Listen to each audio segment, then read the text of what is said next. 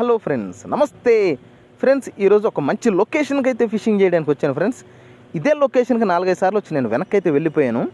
ఇది రవ్వు చేపల లొకేషన్ అనమాట ఫ్రెండ్స్. ఇక్కడ ఎప్పుడు వల్ల కట్టేసి పట్టేయడంతో చేపలన్నీ బెదిరిపోయి భయంతో గిజగిజలాడుతున్నాయి ఫ్రెండ్స్. వీటిని పట్టడానికి నేనైతే తాంబూలం తీసుకొని వచ్చాను ఫ్రెండ్స్. ఇది తౌడు.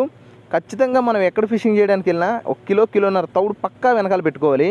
ఎందుకంటే ఆకలితో ఉన్నవాడికి బిర్యానీ పెడితే ఎంత ఇష్టంతో తింటాడో, ఈ చెరువులలో చేపలు ఈ తౌడును బిర్యానీ లాగానే తినడానికి వస్తాయి.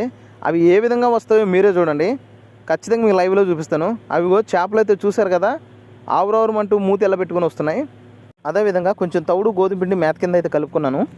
ఓకే ఫ్రెండ్స్, నేనైతే సింగిల్ హుక్ అయితే తీసుకున్నాను 06, అది మస్టర్డ్ హుక్ ఫ్రెండ్స్. దానికి చిన్న గోలీలాగా అయితే గ్యాలన్కి నేను ఉండ కింద పెట్టుకున్నాను. చూడండి,